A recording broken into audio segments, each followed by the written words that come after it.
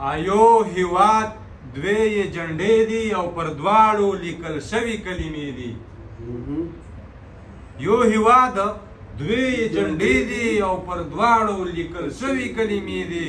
او ځای چې سوله سره وکړو، یوه مو وینه یو مو تن دی، یوه مو خاوره یو وطن دی، او یو مو مړ یو مو کفن دی، یو مو رسم یو کلتور دی، یو مو تره دی بل مو ورور دی، او یو د پاسه پرې ولاړ دی بل نسکور دی. که د لر دی که د بر دی که طالب دی که عسکر دی، یو مې زړه بل مې ځیګر دی. دواړه ملا باندې مات شوي که چنار دی که نختر دی. قربان قربان فتح جانو قربان. دواړه ملا باندې مات شوي که چنار دی که نختر دی. د ولس میندې رنځورې، څوک شوې کونډې څوک شوې بورې، لپټې هوا یوړې په صحرا لاړې سرتورې.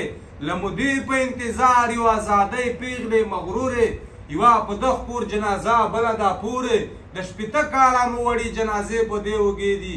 یو هیواد دوی جنډې دي او پر دواړو لیکل شوي کلمې دي. او نه د سین نه د پنجاب نه د لاهور و، دا یو تور و یو تمت و یو پیغور و، دا ملا د کندهار و کندهار باندې یو کور و. وخت مجبور کړو چې راپورته په هیواد شه، یو څو کاله مو پوره هیواد ازاد شه. شپه او ورځ به ازادي وه، ورکه غلا فسادګري وه، نه به ډار د چا کېدلو نه په غرو کې بمباري وه. دلته سود شو د نړیه د دې سرو تورو سړیه، هغوی ړنګه کړه ماڼیه، آس پې زین راپسې راغلل، بې پوښتنې بې تپوسه په کمین راپسې راغلل. موجوده نظام یې ړنګ که جوړي بل په هغه ځي که یو یې وټاکه سرباز، بل یې په غرونو کې باغي که. دا زما د سترګو حال دی، زه د وخت ترجماني که. موږ د پلار کور کې خوړلي اشکنجې دي. یو هیواد دوی جنډې دي او پر دواړو لیکل شوي کلمې دي.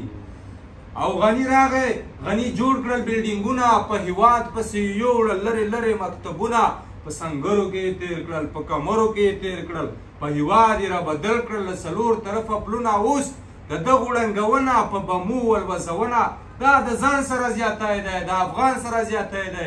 دا به چا ته پاتې کېږي، دا به تا ته پاتې کېږي، دا به ما ته پاتې کېږي. موږ د خپل بخت په مری یشت د پردي کساب چړې دي. یو هیواد دوی جنډې دي او پر دواړو لیکل شوي کلمې دي. او موږ د کتاب نه هم منکر خلک یو، موږ د ثواب نه هم منکر خلک یو، موږ مسلې پسې خندا وکړله، موږ د غذاب نه هم منکر خلک یو. موږ خپل ډاکټر ته هم کافر وویل، موږ خپل افسر ته هم کافر وویل، موږ سرویران دلته بخښلي نه دي، موږ انجینر ته هم کافر وویل، موږ د پلار نام هم په بل چا ولیکه، موږ کمپیوټر ته هم کافر وویل. نور یې د امن کور کوي، نور یې د سولې ورور کوي، نور یې د مټو زور کوي. د غزل ژبې مو غوڅې په تخجانه، دلته ګونګې ترانې دي. یو هیواد دوی جنډې دي او پر دواړو لیکل شوي کلمې دي.